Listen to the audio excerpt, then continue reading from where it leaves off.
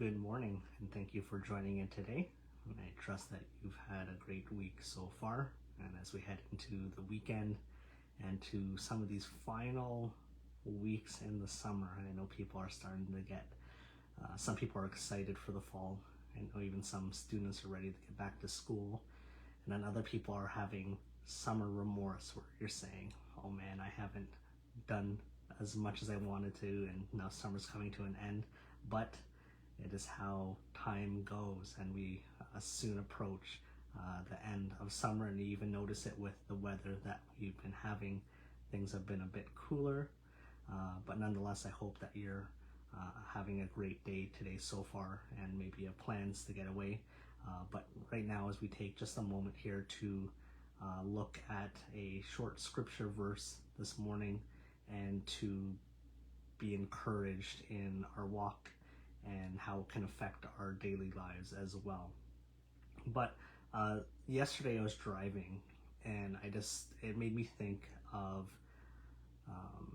this passage and just the thought that comes with it. But as I was driving down the 401, and you know how it is on Friday, driving on the 401, it's summertime, people are trying to get places.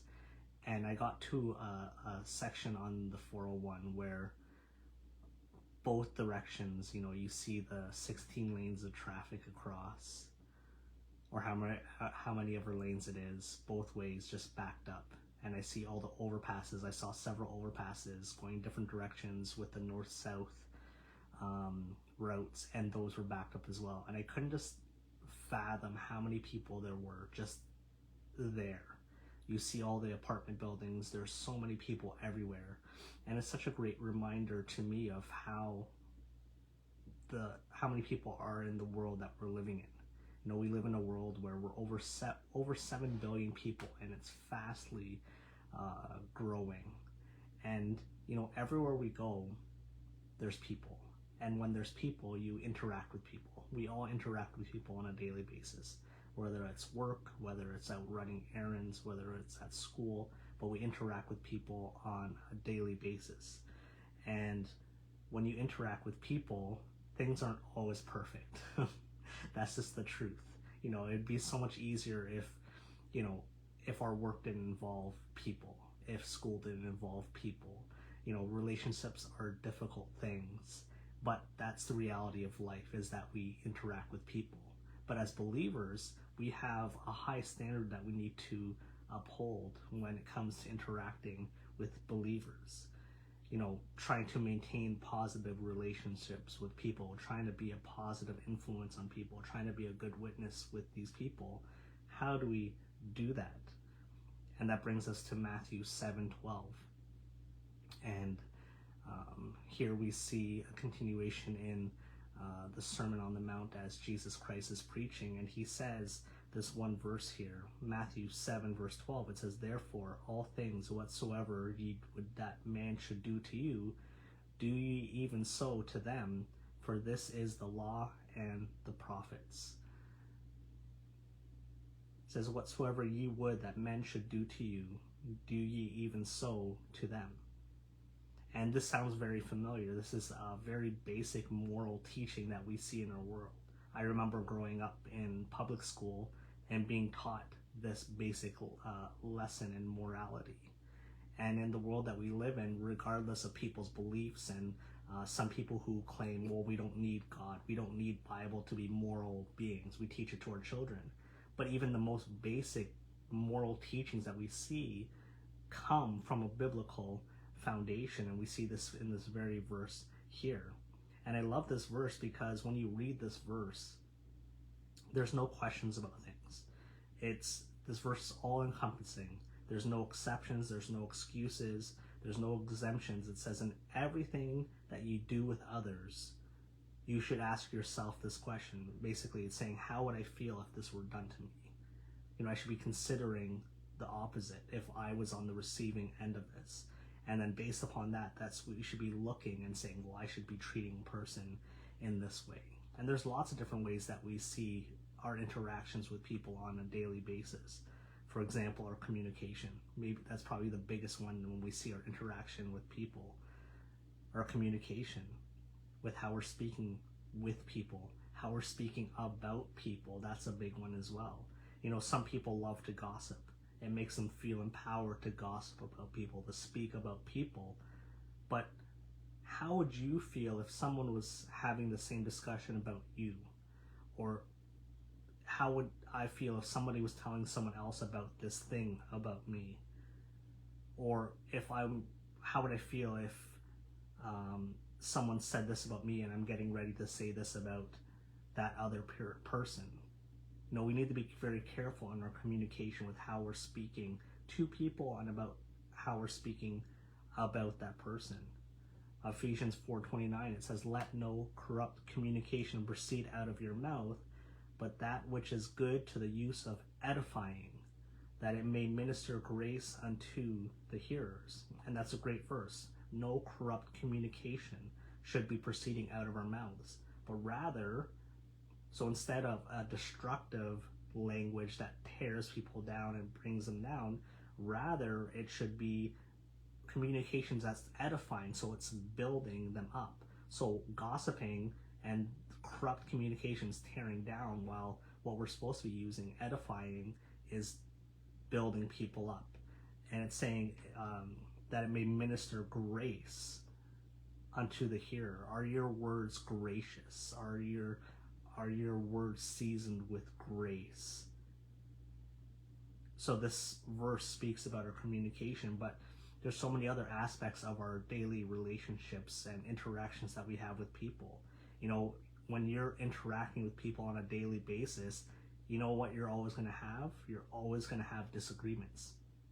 Not in a crazy way oftentimes, but you're still going to have disagreements on different levels in our lives and our relationships. There's no way of avoiding disagreements. So when it comes to having disagreements, and we take the principle of this verse here in Matthew 7:12, how would I feel if I was on the receiving end of this disagreement, if I was treating somebody, if they treated me how I was treating them? We need to be respectful when it comes to disagreements. Do I want to feel belittled when there's a disagreement, or do I want someone to be understanding? Do I want someone to listen and to actually consider my side of things, or whatever it is? Or what about if there's a disagreement and you're speaking to somebody who's unsaved? We have a greater obligation as believers to minister to that person and to be speaking in a way where we're reflecting Jesus Christ and we're being a witness to that person, even in a disagreement, because we are held to a higher standard and people see that. So when it comes to a disagreement, maybe they are going to push the buttons a little bit and see if we can get a reaction out of us. Well, we need to remember, okay, am I being a reflection of Jesus Christ? Am I ministering grace to this person? Am I trying to edify and build up, or am I just totally casting their ideas down and belittling them and throwing them to the ground and saying, no, that's dumb? No, we need to be witness to people in all communication, even in disagreements with them. This also includes different things in our lives that we might come across. So, for example, correction.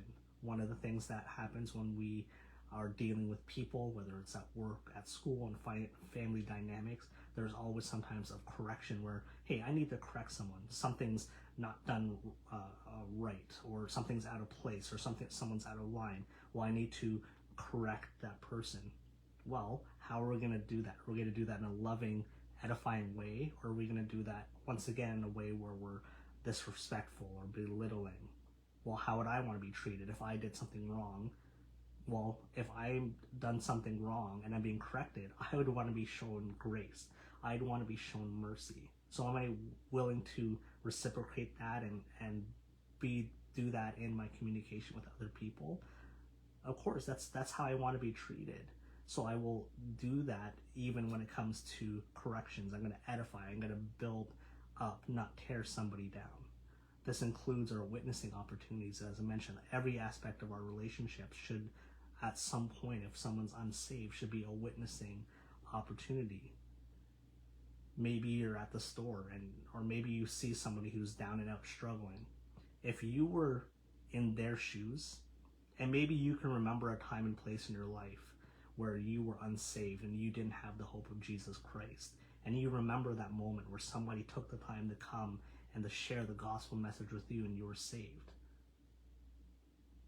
We need to be remembering that when we see people in our lives, these 7 billion plus people that we see, these people sitting in our cars, these people that we see at the grocery store, the people that we sit next to in the library or wherever we are we willing to share the gospel with them? If we were in their shoes, would we want somebody to come and share the gospel with us? Of course you would. So we need to have that same response to those around us in the world today. So it includes witnessing, it includes prayer. When we're praying for someone, are we being sincere? When you say, hey, I'm going to pray for you, are you being sincere about that? When you ask someone for prayer, you say, hey, can you pray for me about this? You're genuinely wanting their prayer support for you. You're wanting them to go before God and to pray about this thing with you.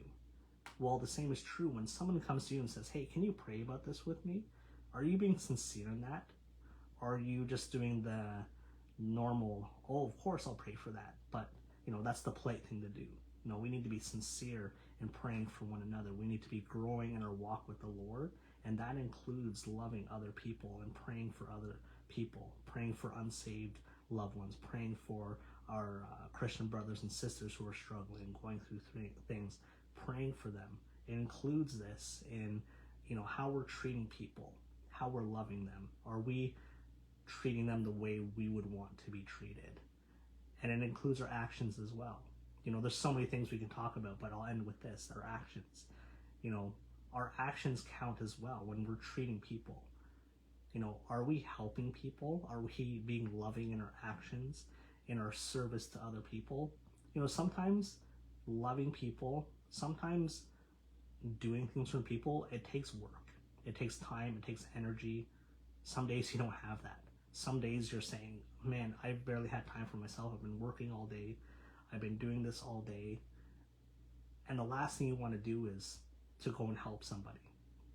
But when you're on the receiving end of that, when you've had the worst day, you're struggling, you're down and out, and all you need is a hand, and there's no one there to give it to you. How does that make you feel? Well, think about that when you're seeing other people in our lives, when you're seeing people struggle. Maybe it's a brother or sister in Christ. Maybe it's someone who is unsaved, and maybe that's your opportunity to witness to them, to share the love of Christ by doing something for them, giving them a hand, helping them out, asking them if they need help. Are we treating them the way we would want to be treated? So therefore, all things whatsoever you would do that men should do to you, do ye even so to them, for this is the law and the prophets. So I hope this has been a challenge to you today, that whatever you're doing this Saturday, that you remember, hey, am I taking time to do to others as I would want done to me? Am I being a reflection of Jesus Christ in all aspects of my life, in everything, or in all things whatsoever you would? There's nothing that this doesn't include in every aspect of our lives, in every conversation, in every encounter of the people that we have in our daily lives. How are we treating others? And are we being a witness through our actions and our words? So that's it for today, and I hope it's been a help to you. Just a reminder, I really hope that you'll be out at church tomorrow. We've been having great crowds at church through the summer months, and I'm very grateful for that. I know Pastor is as well, as we see new visitors that have been coming out, new guests that have been at our church, and it's been great seeing people baptized.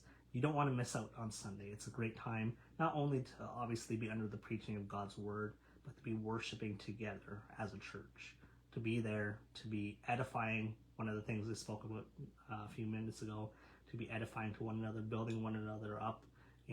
It's a great thing to be at church, to be in God's house, to be with brothers and sisters in Christ, to be meeting new people, to be meeting these new guests, to be sharing the love of God with one another and growing together and worshiping together. There's nothing better than that. So I hope to see you tomorrow at church. at 9 o'clock, and then of course at 11 o'clock we're having our backyard Sundays. If the weather is nice, we'll be back outside, but always a great time to be worshiping together. So we'll hope to see you there. So that is it. Enjoy the rest of your day. God bless now.